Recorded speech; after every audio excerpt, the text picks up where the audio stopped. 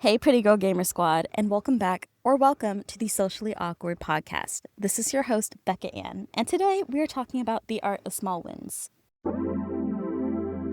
A quick little note ad before we start. Thank you to everyone who supported my first episode. It truly means a lot. It took a lot out of me to be able to record, edit, and upload that podcast episode, so I'm really glad that people are enjoying it. And on the topic of small wins, this was definitely a small win for me. This was actually a big win for me because it took a lot out of me to even come up with this idea. So I think coming up with the idea and acting on it is a win of its own. And of course, it being published is just icing on the cake. But anyways, let's get into this episode.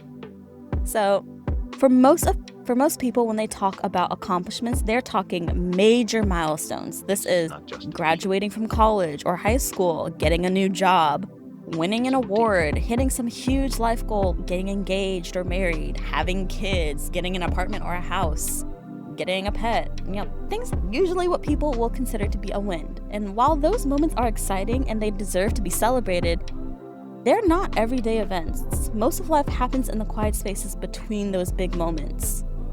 You say people just got engaged. What if they had to go to couples therapy before that? What if one of the people in that relationship never liked talking to people or was really shy and they had to overcome their fear of talking to people in order to get into that relationship? No one talks about that. But we're going to talk about that today. So let's introduce the idea that small wins are the things that actually build forward momentum in everyday life. Small wins are the tasks that seem ordinary or routine, but they create structure, stability, and progress. Sometimes success for the day is not something huge. Sometimes success is simply handling your responsibilities, showing up for yourself, and keeping things moving. So, what do small wins look like in real life? So, it could be reorganizing your closet. While some people go, it doesn't need to be reorganized, I'll just grab something and go. If you are a person who is very OCD about everything, or you have a career or a public service leader or something, right? You need to be organized in all aspects so that way you know where everything is. For example, I'm a pageant queen.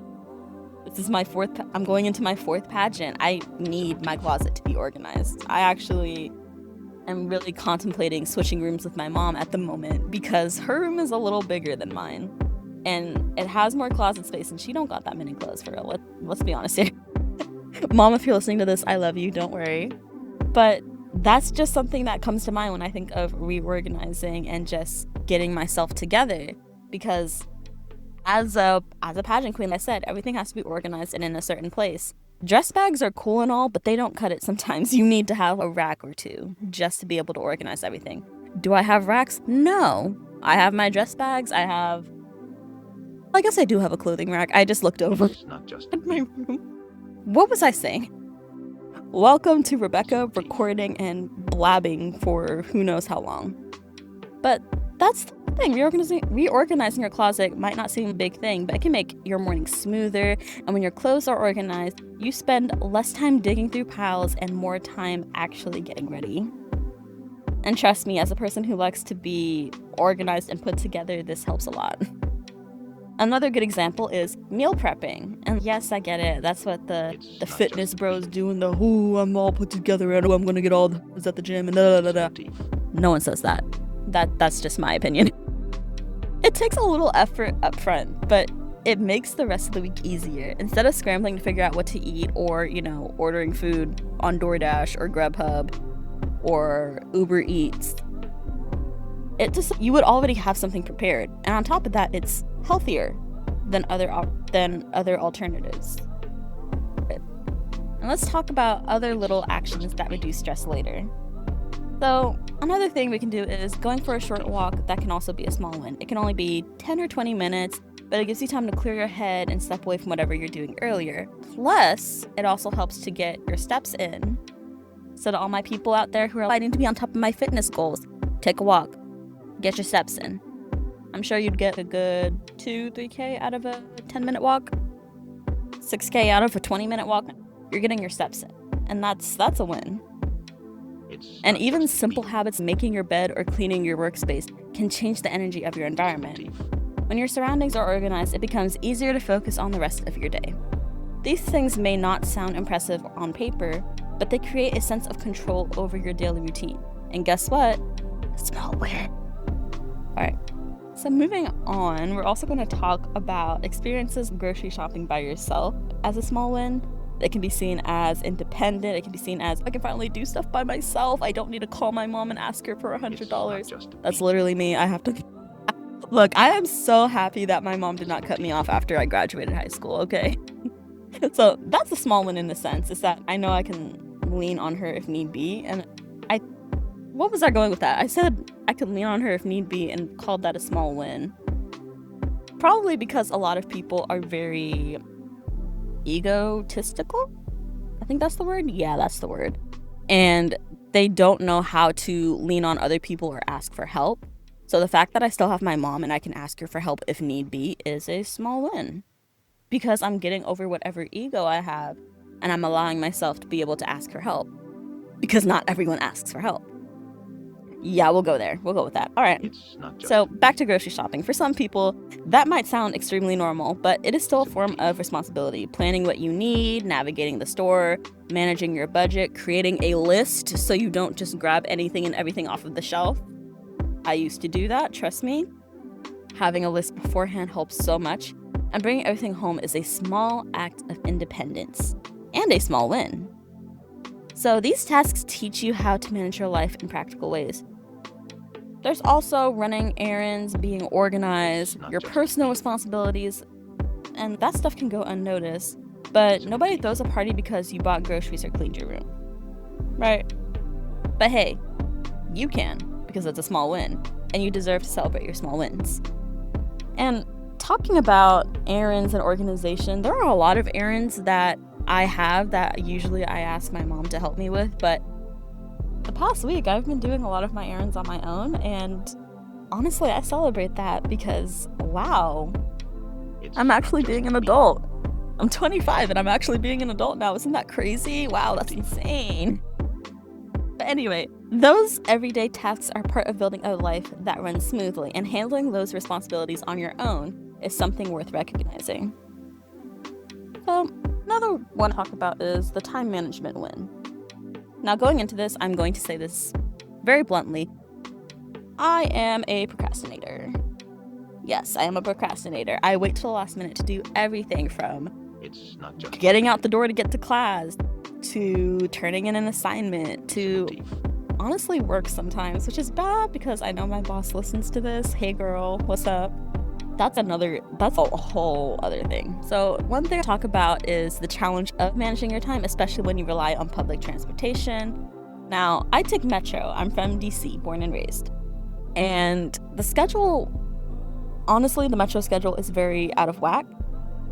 It'll either run 10 minutes early or 10 minutes late, and a lot of people have to basically manage their time around when the trains and the buses are running. Now for me, I know the buses in my neck of the woods come every hour, all of them at once. So I have to be ready about 10 minutes before 10 minutes to the hour, right? So that's 20 minutes before the hour. I have to give myself 10 minutes to walk to whatever bus stop I'm going to, and then I have to wait there for the bus to come. Now, if the bus is late at that point, it's not on me. I did my part. But normally when I am running late, the buses decide they want to run on time. So that is another thing. But usually when you take public transportation to the DC Metro, the schedule becomes your boss. Trains leave when they leave, and they are not waiting for anyone who decided to get ready 5 minutes late. So giving yourself enough time to get ready, grab your things, and make it to the train or bus without rushing is a real accomplishment, especially if you are someone who struggles with procrastination. I tell you, I love the snooze button. There's a big difference between starting the day calmly and starting the day in full panic mode. Catching your train on schedule, arriving to work or class on time, and not feeling rushed can set the tone for the entire day. And that is a small win that deserves recognition. And I mean recognition, okay? Especially if you're from DC. Public transportation here is not friendly. Okay, and now we have our future you wins. So some small wins are not about today. They are about investing in your future. So this includes things submitting applications for jobs, scholarships, grants, internships, or fellowships. Remember how I said there's that big win of getting a new job? yeah, this is the small win that leads up to that. Because you do not get that job by not submitting job applications or sending emails or following up on your application. That's another thing people don't do, is they submit an application once and don't touch it again. You need to follow up on that application. So these tasks often require time, effort, and patience, and you might spend hours filling out forms, writing statements, and gathering documents. The reward does not happen immediately. Sometimes you do not hear back for weeks or months. And because of that delay, it can be easy to overlook the effort that goes into the process. But hitting the submit button on an application is still a win. It means you took action and gave yourself an opportunity. Each application is a step forward to something larger. And even if the result is uncertain, the effort itself still matters. So why do small wins build momentum? So when you complete a task, your brain registers that progress. That sense of accomplishment creates motivation. And completing one task often makes it easier to start another. So, just gonna mention this here as well. It also creates dopamine in your brain, and when you get that dopamine rush, you feel so proud of yourself. So, let's say, for example, cleaning your workspace might motivate you to sit down and focus on work. Or how cooking a meal might encourage you to maintain other healthy habits. That dopamine rush, right? Momentum works in both directions. Just procrastination can snowball, productivity can snowball too. Recognizing the small wins helps you build that positive momentum. So, let's redefine what success looks like. So, people imagine success as a big breakthrough moment where everything suddenly changes, just the ones I mentioned at the beginning of this episode. But in reality, success is usually built from repetition and consistency. Doing the same responsible things over and over again eventually leads to larger achievements. We call this habit building, by the way. So this could be cleaning your space, managing your time, applying for opportunities, and maintaining your routine, all to contribute to long-term progress. These things may not feel exciting in the moment, but they are a part of building the life you want. That is a small win. That is a small win.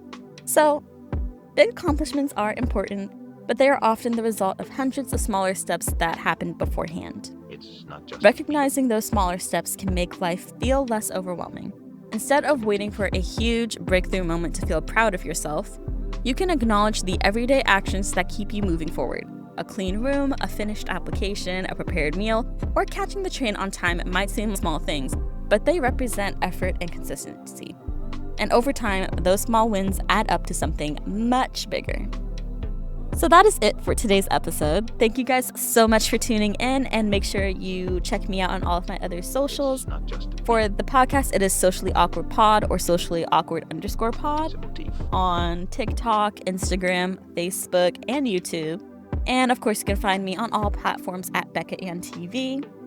It has been such an honor to be able to record these episodes for you guys. I said this was a small win for me. It takes a lot to sit down and record, so I'm taking every win and accomplishment that I can. This is such a dopamine rush for me. And thank you guys so much for tuning in again, and I will catch you all on the rewind. Bye!